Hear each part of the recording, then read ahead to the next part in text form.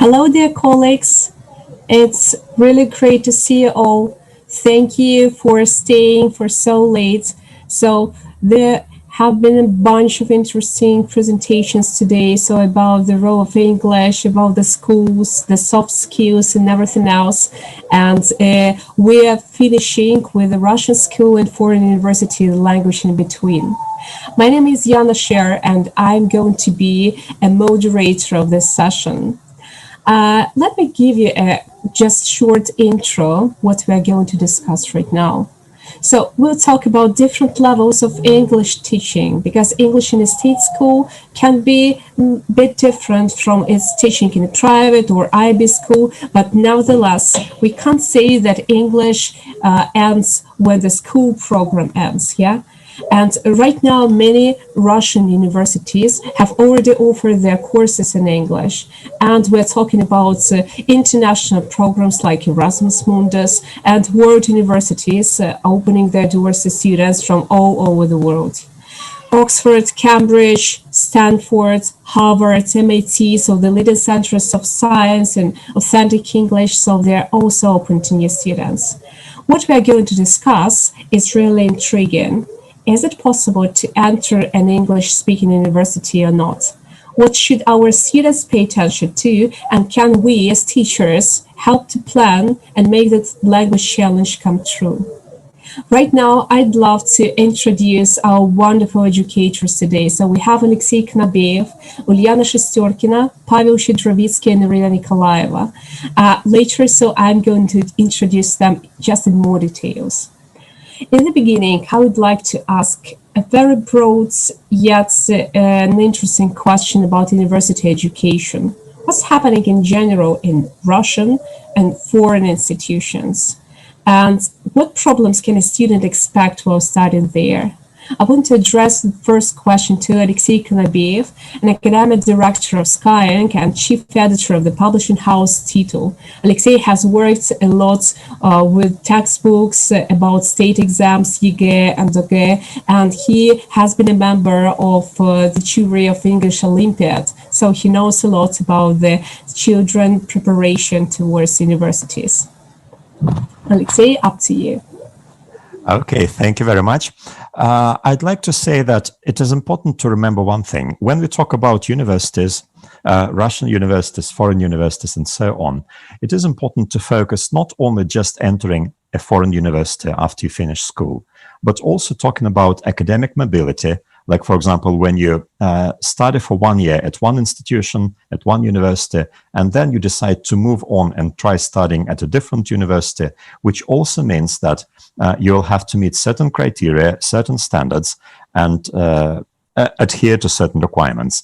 Now, when we think about Russian universities, there is, in some universities, very typical problems. And the problems are as follows, especially if we talk about non-linguistic faculties, like, School of Engineering or School of Biology or School of Literature, whatever. The thing is that in many universities, there are very different programs for students, English language programs, even in the first year, within the same faculty. And very often, the program often follows the textbook and not vice versa. So it is not like teachers start by thinking what their students need, and then they choose a textbook accordingly. Of course, they do think about these things, but very often they do it like this. Oh, we have this wonderful textbook, which can be useful for our students. Why don't we build our program around this textbook? And if the textbook goes out of print, then the students are in trouble.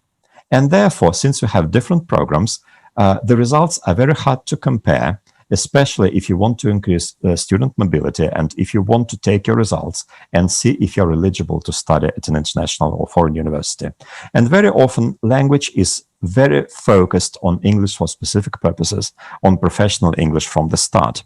Can something be done in this situation? Yes, there is a platform which is called SkyES University, which is a digital platform. That means that it's accessible from anywhere at any time. It has a core English language course, with special courses and English for specific purposes courses, which creates an English language environment which is based on everyday situations. That means that it helps to level up the students' level of English and prepare them to function in a different country, in a different environment, both everyday environment and academic environment. And at the same time, this platform offers an electronic and written textbook, as well as tests, videos, and loads of supplementary materials. And that's why it can be, and it is used by Russian universities for their courses, or as a line of transition for internships in foreign universities.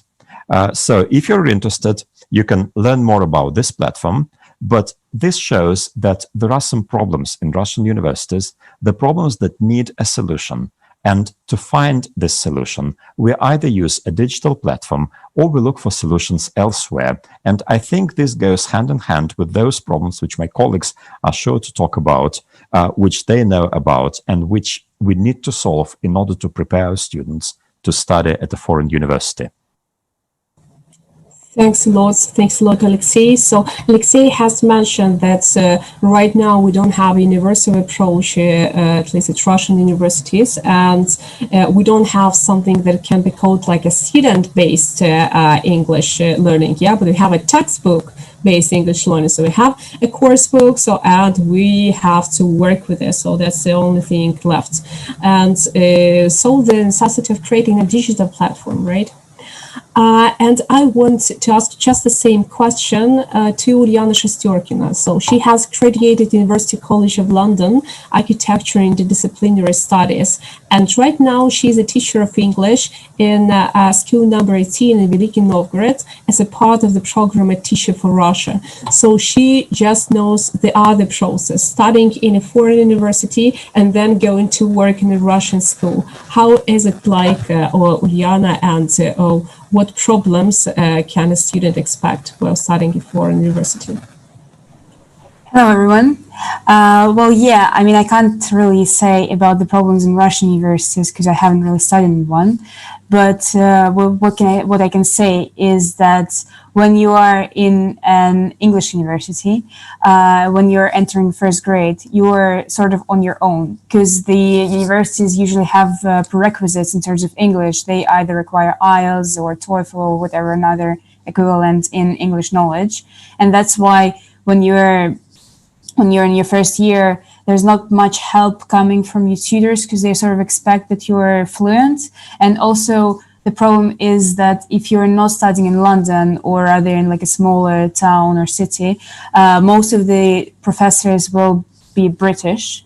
And that's why they're not familiar with the fact of learning in another language, in a language that is not yours. So yeah, that's the first problem that probably may scare one, I guess. But yeah, you have to really prepare yourself that you are going to get a lot of readings written by old men 100, 200, 300 years ago. And sometimes you would spend like an hour reading one page and not really getting what the point of it is. And that's just the way it is because British universities are still a bit too obsessed with academia. And by that, I mean like classical theories and this kind of stuff. It is changing. And also it really depends on the university because some of them might be more conservative, like Oxbridge and other classical universities. Some of them might be a bit too progressive, what we can say. But even then, you will have to get through academic reading. That's really important. And also, I think even more important is not even like being familiarized with academic language, but also like a very essential skill is critical reading. Critical reading is highly important. By that I mean that you are reading and you are like making notes for yourself. You are trying to connect things. You're trying to probably pick up some references from other readings, and that's absolutely essential because that's actually what you're probably going to be asked in exam or in an essay or another paper to write.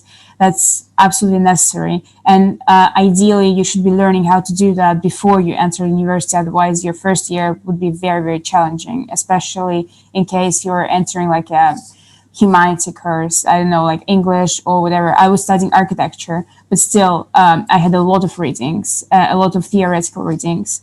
And even though you're thinking that, well, I'm going to study maths, why would I need academic language? You will. And even math courses, even very technical courses, they still do a lot of essays, which I love, to be honest, because I think that essays is the way for you to express your thoughts in a very organized manner. So I think it is important for any degree, no matter what it is.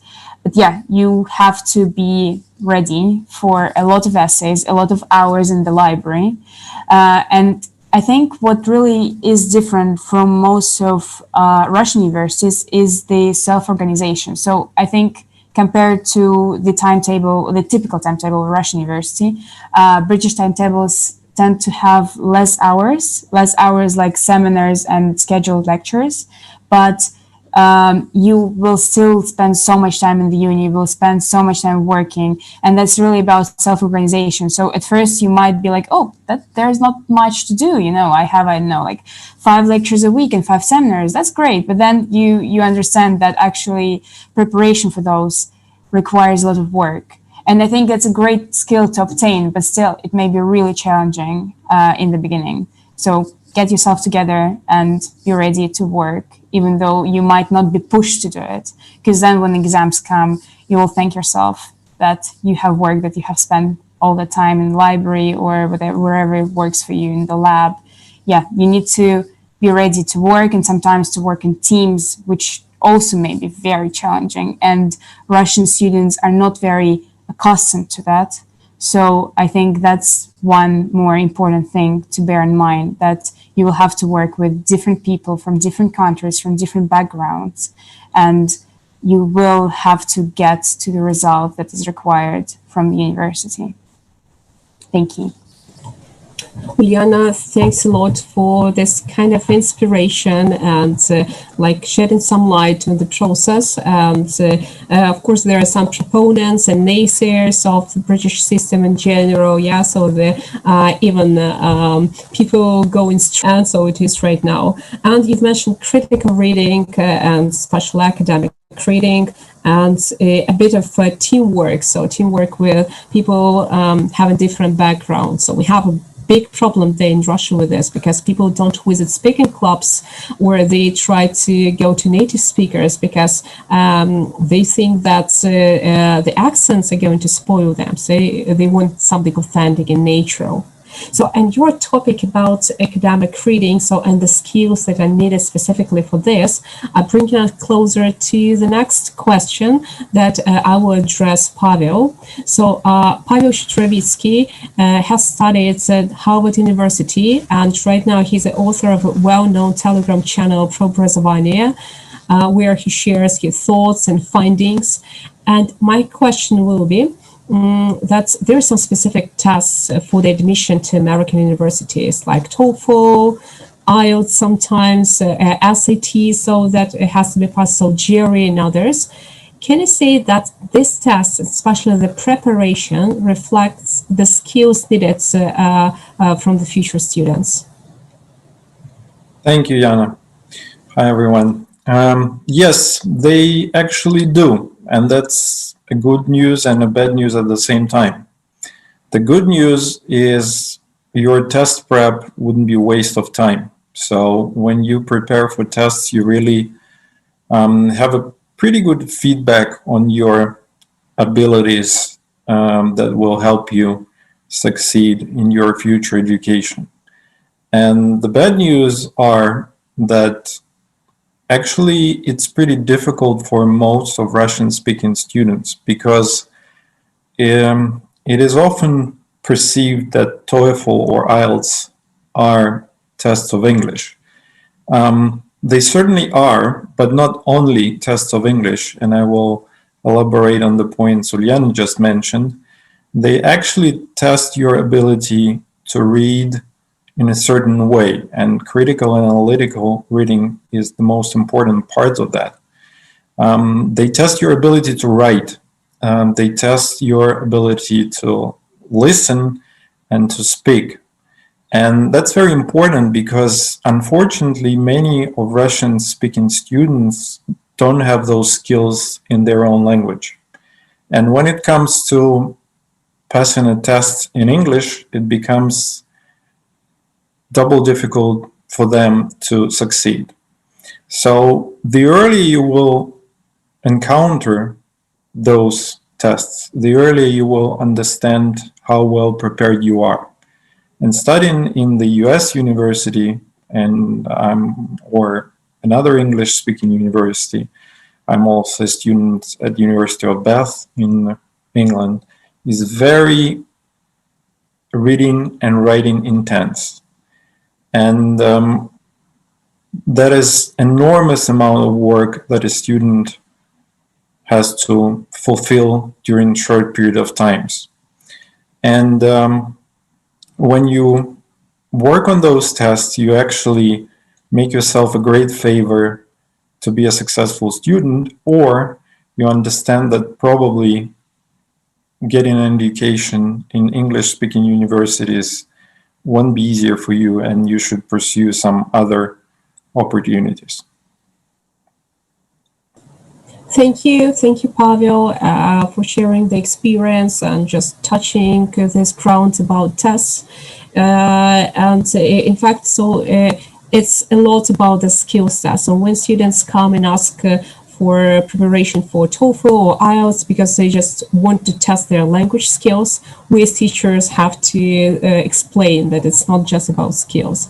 And 2 months ago, so there was an article published in the EFL magazine that IELTS is not academic writing. So where the author suggested that when IELTS reigns supreme, people get used to this style of writing, and they can't get the necessary skill. So that's a part of a skill needed, but not the right one for the universities. But I think we're going to touch this also a bit later. And the next question will be both to Alexei and Pavel.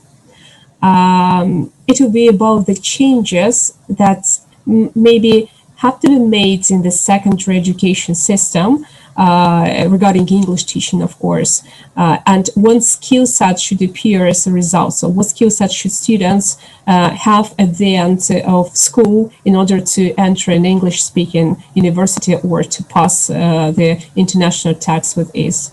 So, Alexei, can I ask you first, please?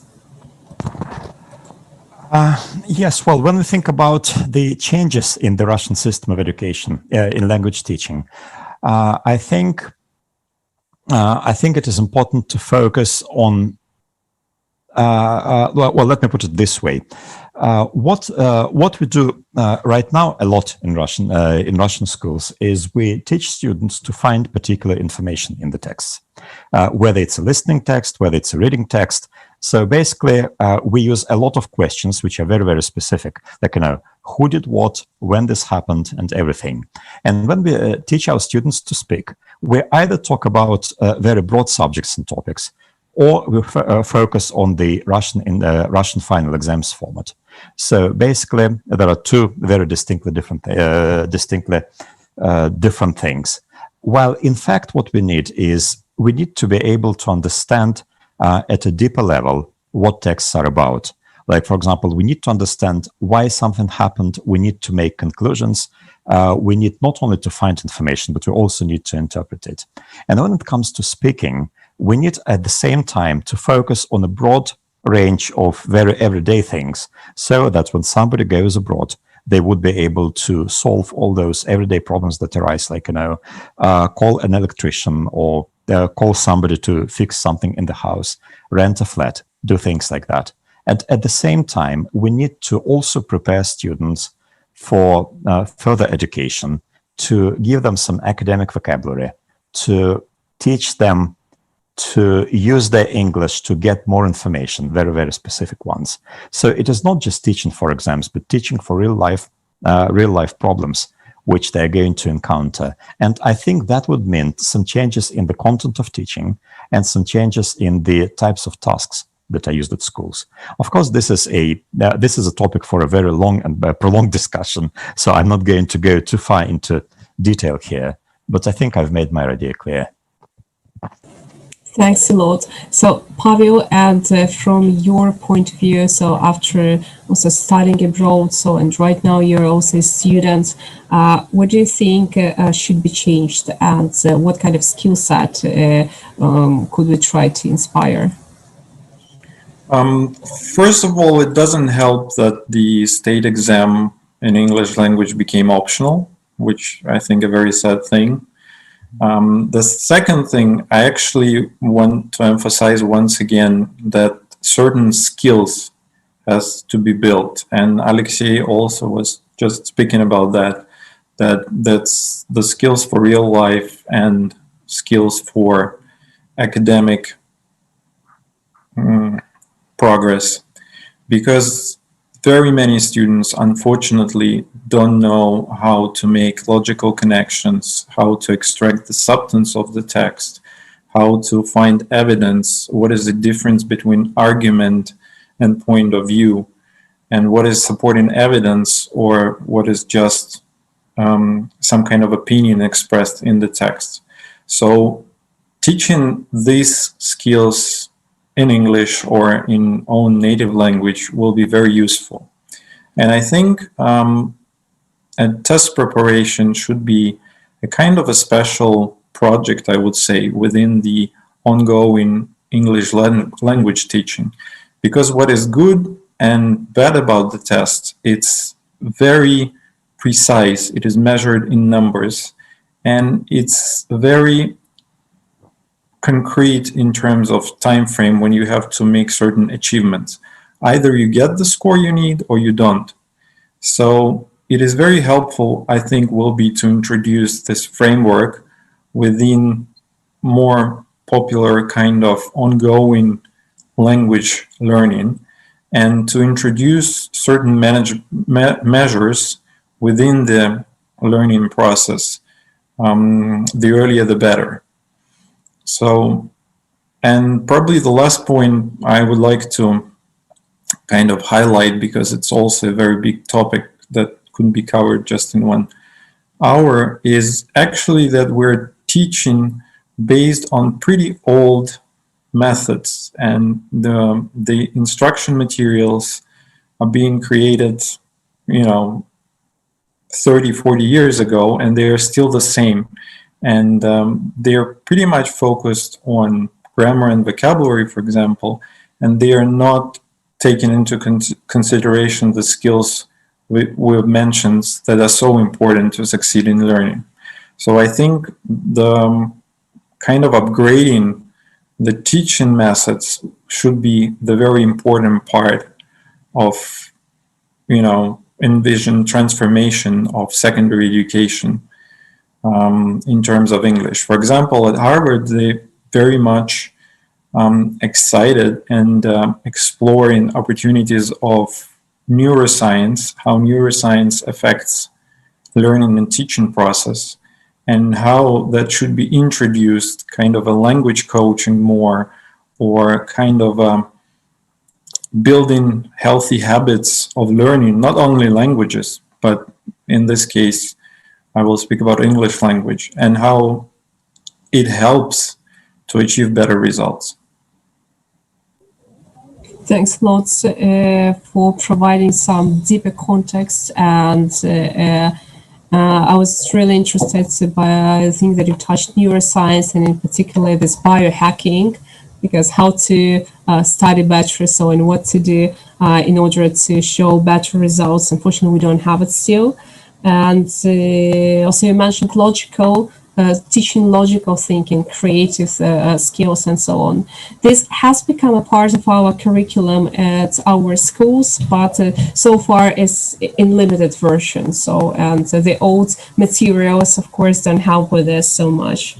And reflecting a bit on what Alexei mentioned about real life situation and the authenticity of materials. So this it really goes along with the CFR new criteria for the levels of English. So we have to understand the real life speech, we have to create this, and so on. So just right to the points. So thanks a lot for the answers, and we are going to the next part of the question for us. Let's talk about some practical thing and about the first step in applying to foreign university. What kind of English level is needed? And maybe Uliana is going to share her experience and some practical advice. So previously, yesterday, she took part in a session about the knowledge of English, like English proficiency and quality of life. Maybe this will be connected. So Uliana, over to you. Thank you. So I think the very first step before even applying is to actually get to know the university requirements in terms of qualifications, because unfortunately YIGE is not internationally recognized. So one will have to take either A-levels or international baccalaureate or any other equivalent that would be recognized by the university that is chosen. I did A-levels, which was wonderful, great experience. Recommend. But as I know, international baccalaureate is much harder than A-levels, so I'm very happy with what I did. But I think that's the first step, and one has to understand it. This is a step that would take like 1 or 2 years, so you need to be aware of that. And if we fast forward a little to the moment when you are actually facing the choice of universities, is when you're considering different options, you really need to go there, to go to the university, to talk to people, to talk to students, to talk to staff, because usually they're very friendly. Especially the staff, because they are very interested in you. They're interested in applicants. They're interested in people who are enthusiastic, who are procreative. So that you might even mention that in your personal statement. Personal statement is the document that you're writing when it's like an essay about yourself, about your achievements, about why you're suited for this particular program that you're applying to.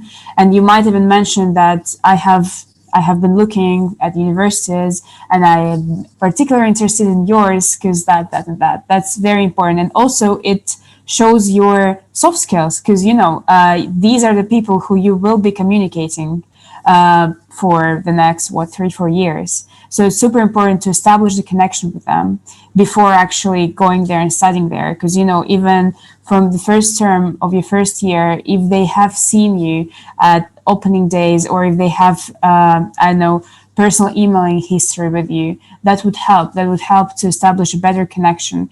Because I think the main difference between, for example, A-levels and university is the amount of support and personal support that you get. Because A-levels, of course, you do encounter academic reading, but it's still A-levels. Usually tutors and teachers are there with you at all times. And even if your English is not up to standard, they will help you. But when you're entering university, as I've mentioned before, you're on your own. So that's why it's really important to establish connections even before you go there, even before you apply. And I think it's not even about your grades, because you do have to tell universities your predicted grades that you are probably going to get in May or in June.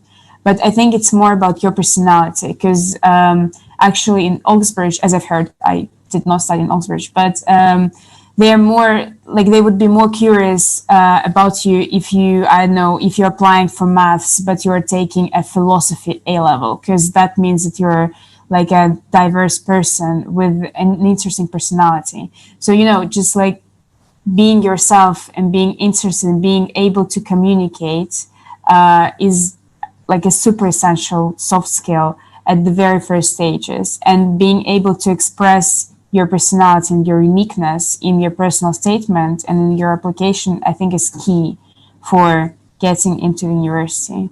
So yeah, I think that's one of the key things about my university experience and about the entry process. Thanks a lot. So recommendation letters and creating connections just at the beginning. So I would like to address this question also to Irina. Irina is a consultant and a consultant of education in Russia. And Irina, I know that you have prepared for us practical things, so this is going to be the next one. But right now, maybe some brief summary. So what's the first step in applying? So what do you recommend your clients to do? Thank you, Yana. Hi, everyone. Of course, first step is learning English the best you can. but you also have to find university that matches your academic potential, your career plans, your financial situation, and many other things. The requirements to the US universities are different. Some universities would require 100 on TOEFL and 7.5 IELTS. And there are community colleges that require maybe 60 on TOEFL. So there is always university that is waiting for you, and it depends on what you want and how you can find it, how much efforts you put into looking for a right match for yourself. Thank you.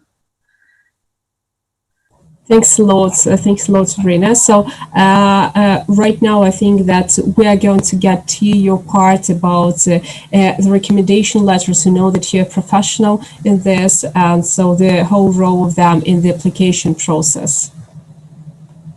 Okay. You're going to share your presentation, right? Yeah, I'm going to share. Just a second.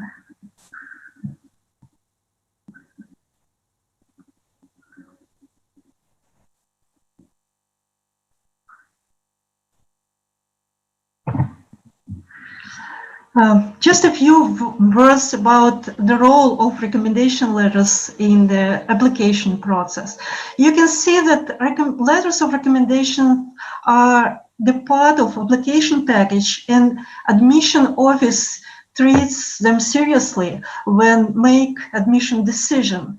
For instance, you send the university your TOEFL scores, but it's only one thing. Another thing that your teachers or your counselors can show what personality you are, what's good about you. There are two types of letters of recommendation. One letter is usually from current teacher, and another one is from a senior school administrator, and there is a difference between them. If teachers give first-hand knowledge and observation, counselors can present the big picture, what person you are. It's better to choose a teacher who knows student very well, who have worked with the student individually, and who teach a subject the student is strong in, because in that case, a teacher can tell more about the student, more interesting, more specific things.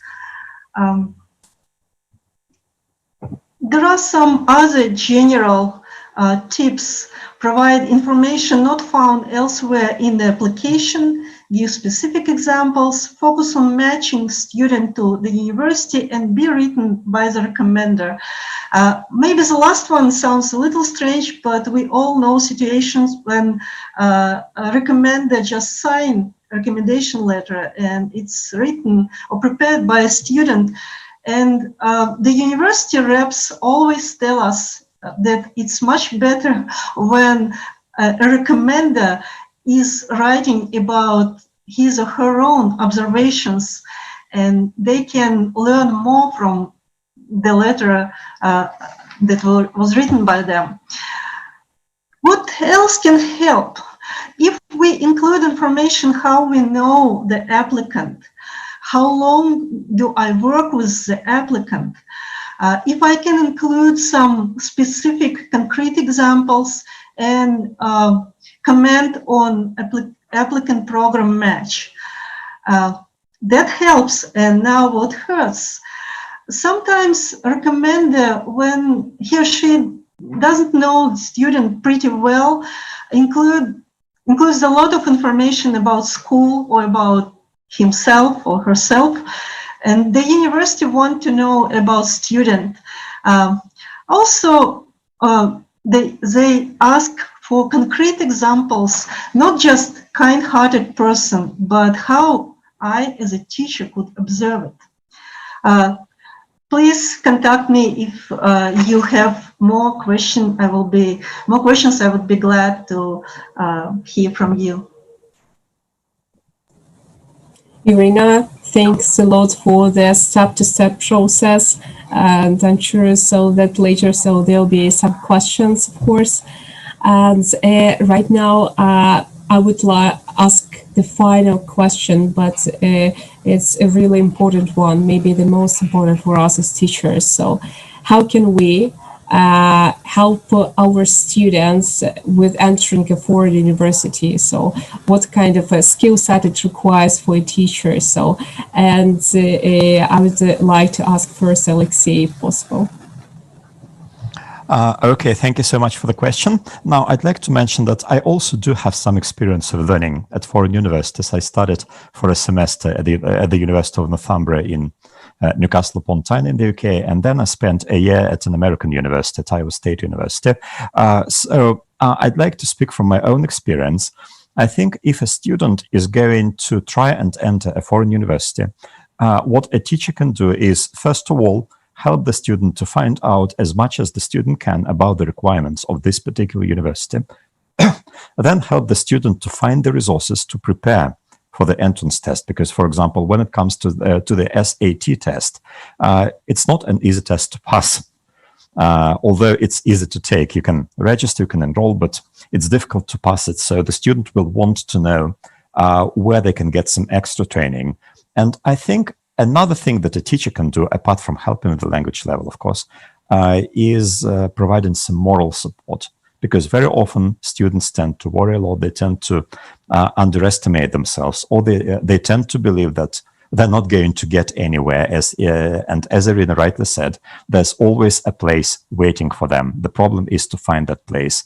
And another problem is to tell the students that they're brilliant in their own way and that they will be able to find something. So that's it. Thanks a lot for the motivation, Alexei. So yeah, so it really requires an inspiring teacher. So Uliana, what about your opinion? So what do you think should be done from the teacher's side? And maybe have your own experience of how teachers motivated you. Well, to be honest, I didn't have the best experience in terms of moral support of my teachers because I was doing an express course in A-levels, which only lasts a year, well, usually lasts 2. So I only moved to the UK and I had to do my university choice in like 3 months after I did that. So none of my teachers really believed that I would be capable of entering a good uni because, you know, they've only known me for 3 months. So they can't really say about like my abilities. But I think in the end, I got where I wanted. And I think the confidence is key. And, you know, I think that it's very important to let your students know that, like, what's the worst that could happen? You just go somewhere else. And also, you can choose up till 5 universities, at least in the UK system. I'm not sure about the American one, but when you're making choice, you're making choice of 5 universities, and you can probably pick like the 3 that you really want to get, and you can also do 2 universities that have low requirements, and that would probably take you straight away, which happened to me, and it would just boost your confidence very well. Because I remember when I applied, I got an offer from one university which didn't have really high requirements, and I didn't really want to go there. But I got an offer one day after the application, which never happens because usually you have to wait for like 3 months. And the only thing that it did for me is the boost of confidence, which is great. And also, I think it's really important to prepare morally for what happens if you do get an offer. Because, you know, sometimes you're applying and you're like, it probably will never happen, but you have this feeling that like it's a dream that's not going to come true. And I think that you have to be morally prepared, like, who do I contact? What do I do after I actually get accepted? Because I think that's something that people tend to sort of forget about it, that they sort of tend to distance themselves from. So I think, yeah. And what teachers can do is also from a very early age, not in like last years of school, but generally, I think it's very important to ask students to find what they really like in the academic world, not academic world, but in the education world, and to find the way, as Alexei said, to find the ways, to find the resources to actually achieve these goals. And I think also probably the most important thing is the ability to research very well in university and before that and after that.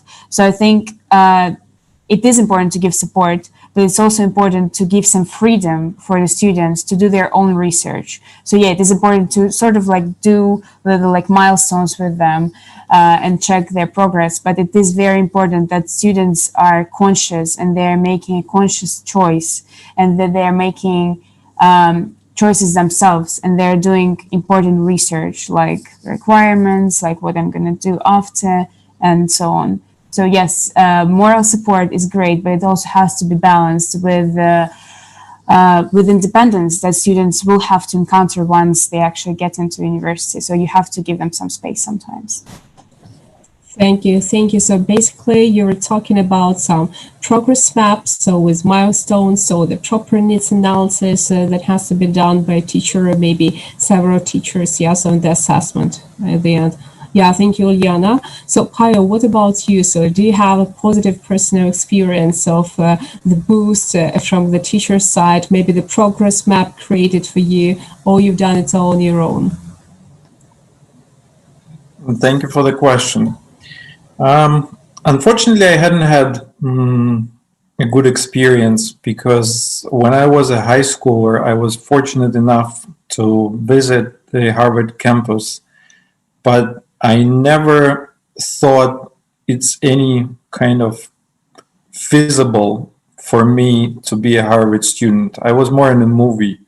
It was like, watching a Hollywood movie with all that nice students and lawns and coffee cups and so on. But it was clear to me that I don't have anything to do with that. And it took me more than 25 years to actually set a goal and to pursue my Harvard degree. So the first thing I think teachers could do is actually encourage to dream. Encourage to understand that this is actually a pretty realistic goal, and if set early, and if a proper plan would be crafted, it's pretty realistic for everyone to get top-notch education in any place in the world they want to. And I think this is the most important part, actually, to dream, then to plan, and then to become a source of knowledge. Because unfortunately, another skill that is pretty rare right now within Russian-speaking scholars is actually a skill of making research.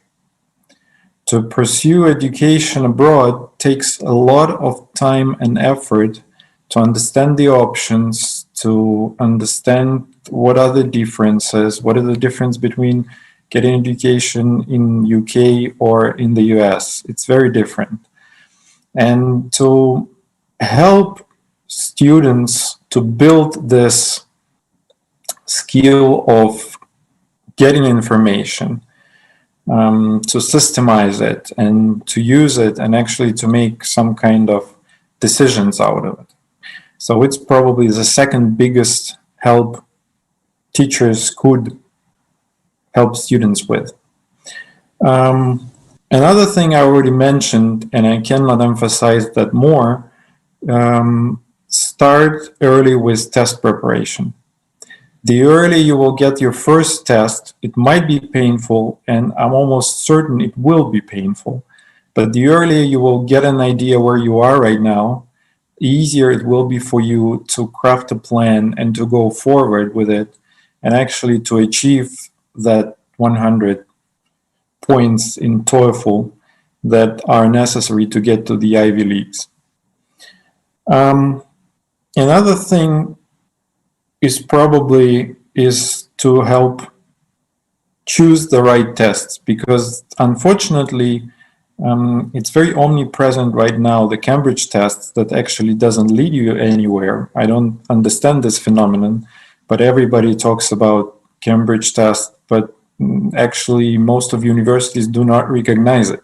So you have to plan and you have to prepare yourself for tests that will actually help you to get into the top schools.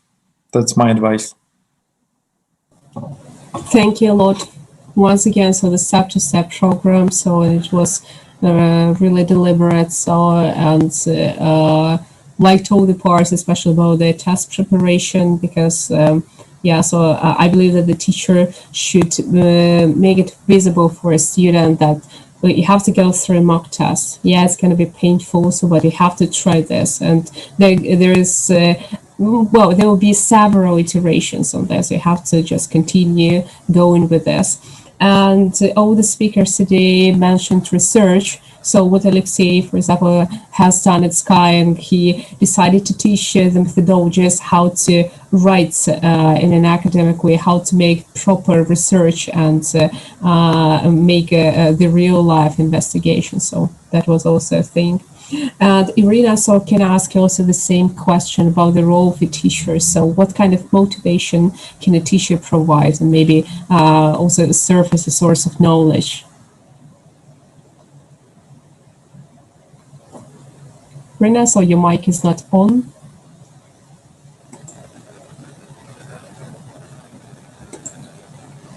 Just a second, so let me try to switch it. So can you switch your mic, please? Okay, so while Irina is trying to switch it on, let us try to formulate a bit the open question that we are going to leave out for the next one. Oh, Irina is there. So Irina, so once again, the question is about the role of a teacher. So what can a teacher do to support their students?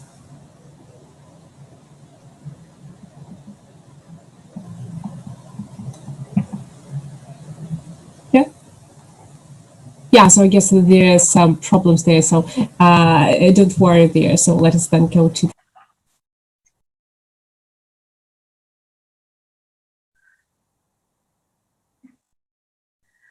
Sorry. Oh, well, yeah, no, sorry. It's just some technical problems. Okay. I agree with all that my colleagues said just before. I think mostly recommendation letters, they work a lot during the application process.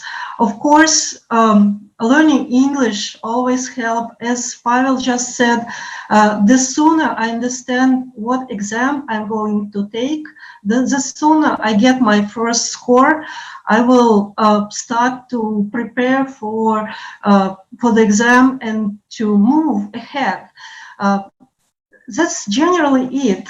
And I believe that those students or teachers who are listening us, they will take it to consideration and it will help them in their way to their dream.